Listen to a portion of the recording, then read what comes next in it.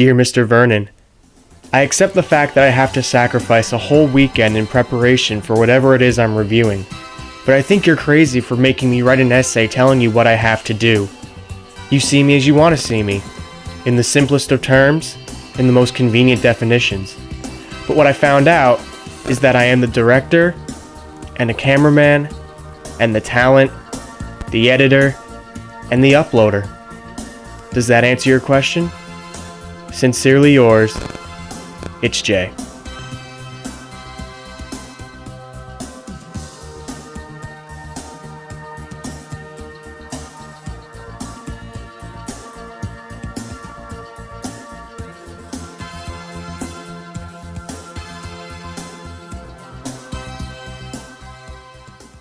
Hey, it's Jay, and my fifth favorite film of all time is The Breakfast Club. I absolutely love this movie. I've loved it ever since the first time I saw it because it's very relatable to someone my age, and I first saw it when I was in high school, so it was like the perfect time to see this movie. So, as always, let's get into the plot so we can get into how great this movie really is. So, the film opens up, and 5 high school students are showing up at their school for a Saturday detention that lasts from 7 in the morning till 4 in the evening. And each of these students comes from a different clique in high school. So you have the jock, Andrew Clark, played by Emilio Estevez. You have the delinquent, John Bender, played by Judd Nelson. You have the prom queen, quote unquote, Claire Standish, played by Molly Ringwald. You have the nerd, Brian Johnson, played by Anthony Michael Hall. And you have the outcast, Allison Reynolds, played by Ali Sheedy. And so Vice Principal Vernon, played by Paul Gleason, comes in and informs them that they can't talk, move, eat, or pretty much do anything until it hits 4 p.m. He also assigns them an essay, and the topic of the essay is who you think you are, and he'll occasionally check in on them throughout the film. So throughout all this, John, being the antagonistic delinquent he is, has a very bad relationship with Vernon and takes every opportunity to harass him, as well as harassing the other students, namely Brian, Andrew, and Claire, because Allison's kind of in the back. She's not really involved with a lot of things because she doesn't really talk that much, at least through the beginning of the film. So after one disruption where he removes the screw from the door that's supposed to stay open and it closes, this is Bender, by the way, Vernon comes storming in and gives him 8 weekends of detention for, messing with the bowl, and you'll get the horns. This is what he always does in the movie. I don't know why. I guess he's some rock star or something. But, yeah, so John Bender tries to put on the persona that he doesn't care, but I think deep down we all know that he does care about that. Because it's all about image for him, and I think that he just wants to try to keep it up. And it's not really working because us, the audience, can see it in his eyes that no one's really fooled. Other characters, there's really not a lot of characters in this movie. They have the parents and all, but you also have the custodian, Carl Reed, played by John Capellos, who comes in and pretty much says that, just lays down the law. Like, you think I'm just a joke here. You think I'm just a custodian. I just pick up after you guys. Or as he likes to say, pushing a broom after shitheads like you. He says he's basically the eyes and ears of the institution because he can get into everyone's lockers. As he's going through the halls, he listens to everyone's conversations. He probably knows more about every student in that school than even some people in these inner circles of friends. So I love Carl. I think he's a great character. And then more chaos ensues. They argue with each other. They try to up each other with how shitty their home life is. And it just keeps boiling and boiling and boiling.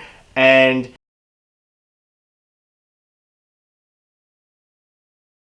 so throughout their detention, they all really start to kind of click. Now, of course, before they click, there's a lot of arguing, a lot of fighting, and just, messing with each other. Not in, like, a joking way, like messing with each other as in, like, I'm trying to piss you off because I don't like you. And they slowly and gradually start to, reveal their dark secrets to each other about their home life and about how they don't like their parents. It's revealed that Claire's parents use her to get back at each other. Like, if she gets grounded, one parent will be like, yes, you're grounded. The other parent will be like, no, you're not. Don't stay grounded just to get back at your mom. Andrew's father is way too pressuring of Andrew to do well and win, only win. You can't lose. You can't, do anything like that. Brian's parents are way too are way too aggressive on him with his grades. Like, if you get a B, like, that's not okay. You have to have an A.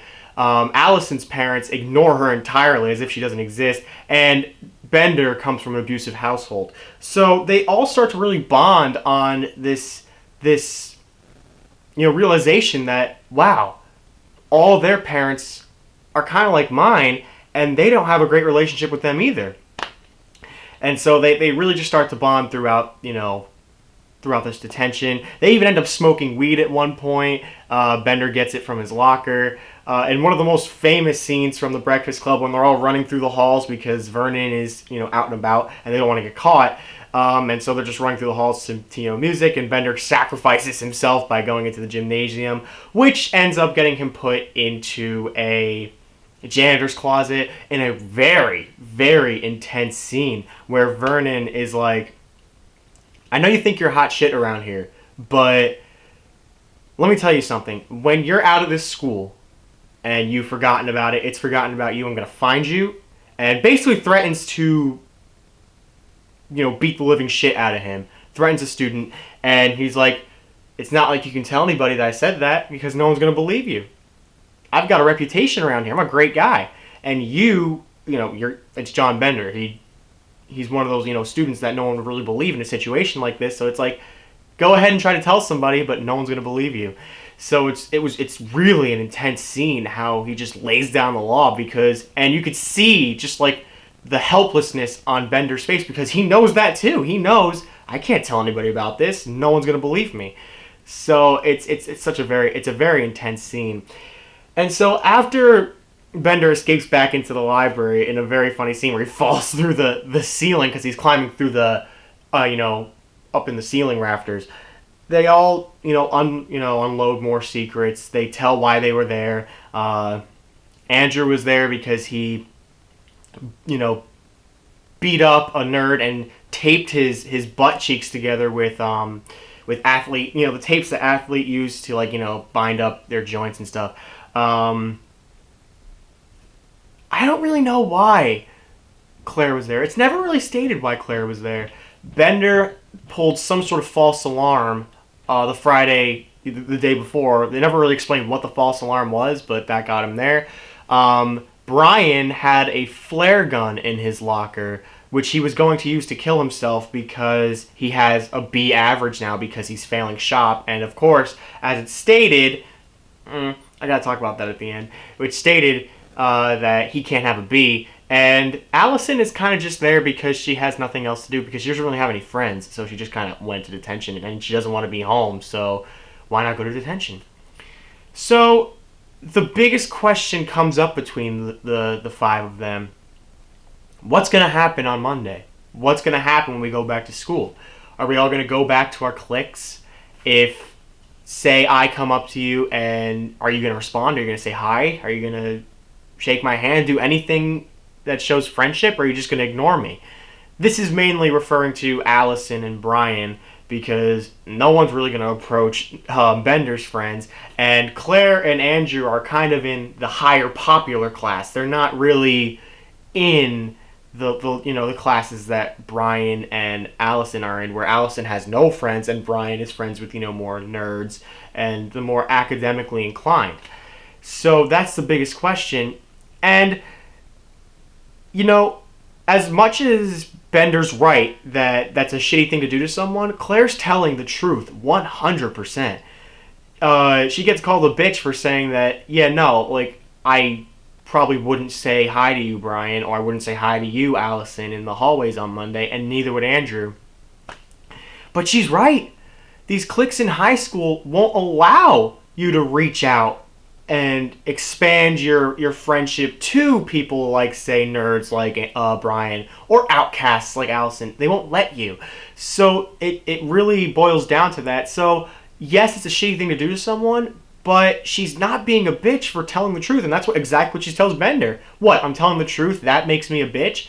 She knows exactly what she's talking about, and it's the closest thing to the truth that anything ever could be. They're not going to be friends on Monday, at least at that point. And so, I think after that whole exchange about how awful it is that everyone has to go along with what their friends want them to go along with, I think something starts to click within them, and they all start to just kind of have a fun dance party just to kind of show some camaraderie between them. And they have Brian write the famous letter to Mr. Vernon, the one that I parodied at the beginning of the video, pretty much telling him it doesn't matter what we say we are. You're just going to see it. You're just going to generalize us as this, this, this, this, and this. As Brian says, a brain, a princess, an athlete, a basket case, and a criminal. So there's really no point in me writing this 1,000-word essay if you're just going to see us the way you want to. Sincerely, The Breakfast Club. And it all ends with them leaving detention. I forgot to mention that Claire pretty much gives this full makeover to Allison, kind of brightens her face up, uncovers it because, her face was completely covered in bangs, opens it up, makes her a little bit more vibrant, and it actually draws the attention of Andrew, who kind of has a very sweet moment with Allison where they kind of just connect because he understands where she's coming from. I'll get into that a little later. And Claire kind of throws away her prudeness and goes after Bender, and they end up together. Which brings to the question, will they be friends in school on Monday? And I know it's not really stated, obviously, and I would never want there to be a sequel. I'm really happy they didn't do like that type of thing, because the way it's set up, it seems like there could be a sequel, like them breaking those norms or them not breaking those norms, and like Breakfast Club 2. But I'm glad they didn't. I'm glad they left it open to interpretation. Me, personally, I do believe on the Monday after detention, they broke the status quo of the high school, and Claire went and talked to Allison, and Brian and Andrew were walking down the halls together, and Brian went up to Bender. That one would probably blow everybody's mind. Like, how is that happening?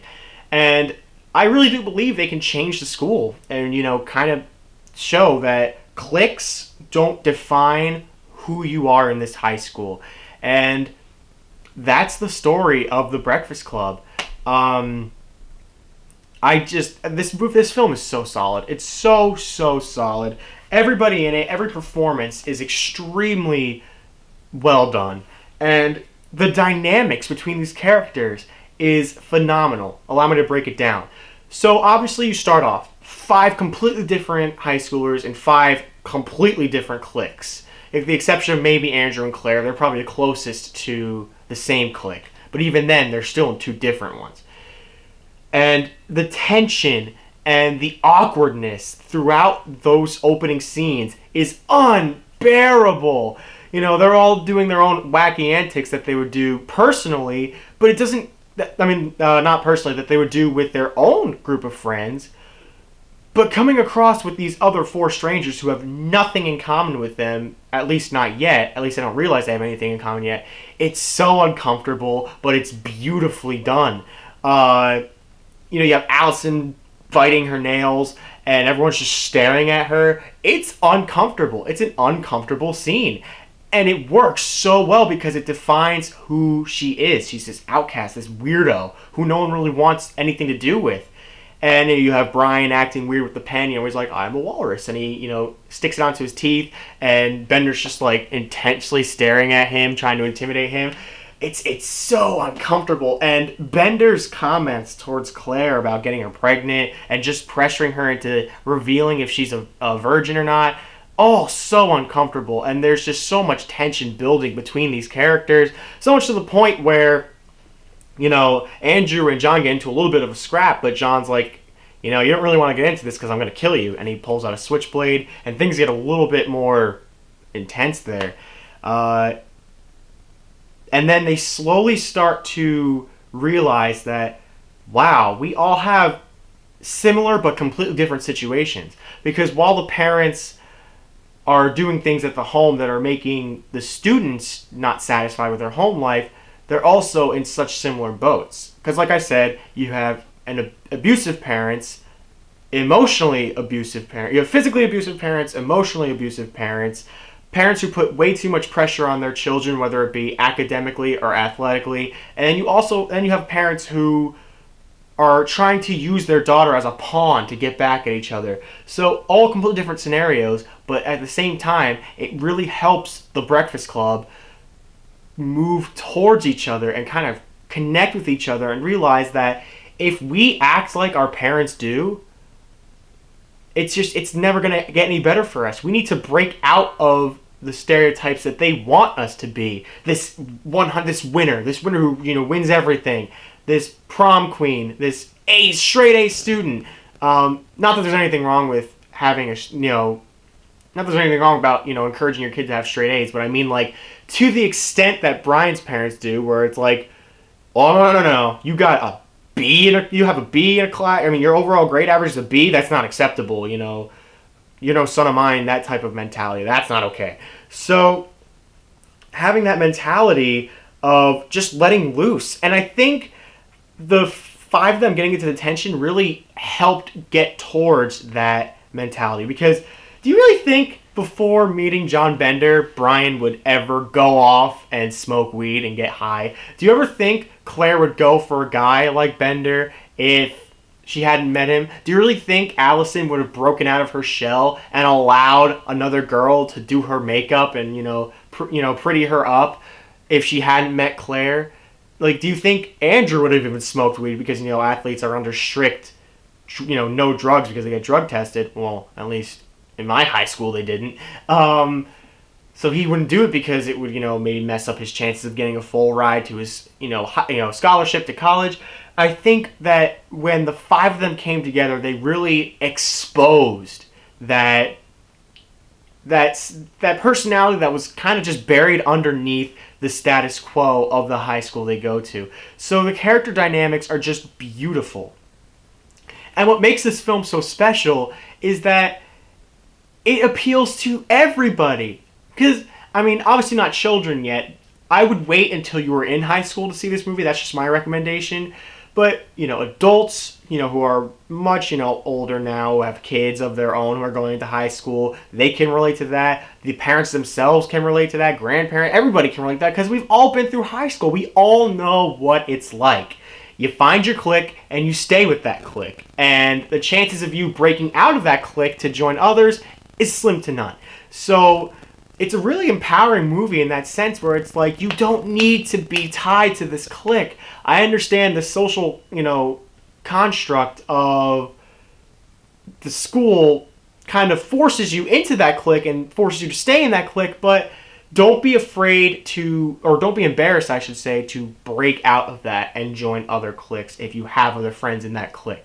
So it really appeals to everybody my age. And what really ticks me off is when, one of my biggest pet peeves about movies is when they're put on cable or put on TV channels and they have to censor it. Not because I think cursing is funny or anything. Cursing can actually get very annoying in movies if it's done inappropriately. But here it's a necessity. It needs to be in the movie because it really emphasizes the high school aspect of this, because we've all gone to high school. The second we go to high school, we're throwing words out because we think it's, cool. We think it's cool to curse, and we think it's cool to, more adult, to say these words. So to kind of emphasize the environment that they're in, I think the cursing is a necessity, and to have it removed and, have all these really badly edited things kind of is a really disservice to this movie. I understand why they have to do it, but it doesn't work. It doesn't work in my opinion, because that's how I was introduced to it. I was introduced to the censored version in health class in high school, and I was like, man, I can't wait to watch this movie with the swearing. And I loved the movie with the censored stuff, even though it was kind of annoying. But when I saw it full blown, it was like, this is so much better because it's way more relatable. We said those words in high school because it made us feel more adult. And that just lends itself to the situations we're talking about here. Everything about this film, I appreciate so much. The cinematography, the opening scene is the opening dialogue of, I should say, of Brian reading the letter that will soon be read at the end of the film, without any context, I should say, at the beginning, is perfectly shot because every time he reads a brain, a princess, an athlete, a basket case, a criminal, it pans to a different aspect of the school that lends itself to that clique. It's a very subtle twist. I mean, it's a very subtle decision that that they took, and it is beautifully done. I just noticed it now when I watched it. It's so subtle and it's so ingenious the way they did that. How it's like a brain. It shows like the chemistry, the physics club classroom. A princess, it shows the prom banner. The athlete shows the locker room. The basket case. I forgot what they show for the basket case. And then for a criminal, they show Bender's locker where he has it written, "My locker, you die," with a noose hanging out of his locker and the word, I'm not going to say it, written on his locker. And it's the F word and not that one. The one that's, you know what I mean. I just don't want to say it. It's brilliantly done, and it's so subtle, but it lends itself to everything that's going on right now. And just everything about this film is so solid. There's a lot of iconic scenes. The one where they're dancing, and they're doing that dance. That's been used several times. A lot of I've seen that used in commercials. I've seen it used on Victorious, the TV show. They completely parodied The Breakfast Club. It's a great parody, by the way. You guys should check it out. I think it's very funny how they handle everything. And just, you see the change in their personalities all throughout the movie. And it's so amazing, the difference that is shown. It's easy to convey an emotion in one scene and then an emotion in another. But to have that emotion gradually go on to the next scene is very hard to do, and I commend everybody's performance throughout this film. And you can just see the frustration on Principal Vernon's face at just how disrespectful the kids are and how he's kind of just losing his authority over them. You can see how it's just like really getting to him. And every performance in this film is just so solid. Even a small role like Carl, the custodian, really emphasizes just how important of a role he could be in the film, because he lets them know that you do realize that I'm not being taken advantage of because I know everything about this school. I'm the most intelligent guy in this school because I know everything about the student body, the faculty, everything. So even a small bit like that is so important to the film and is done so well that it's so solid. Definitely worthy of cracking the top 5 of my favorite movies of all time, which, by the way, yeah, we're in the top 5. I hope you guys are looking forward to see what other 4 are joining The Breakfast Club in the top 5. Yeah, that's all I have to say about that. But how could I forget my final verdict of 4.5 stars out of 5 stars. So solid, so good. And that's all I have to say about The Breakfast Club. If you haven't seen it yet, especially if you're a high school student or you just got out of high school and are going to college, I highly recommend this film. It is so good. Even if you're an adult and you haven't seen it yet, this is a classic. This is a great John Hughes movie. Check it out. I don't know how you're going to do it, but buy it on DVD, check it out online, I don't know, whatever. You won't regret it. It's very good. So stay tuned next week for more things in store from me. It's Jay. Make sure you guys like, comment, and subscribe, and hit that bell icon so you get notified of when I upload next. And until next week, guys, that's a wrap.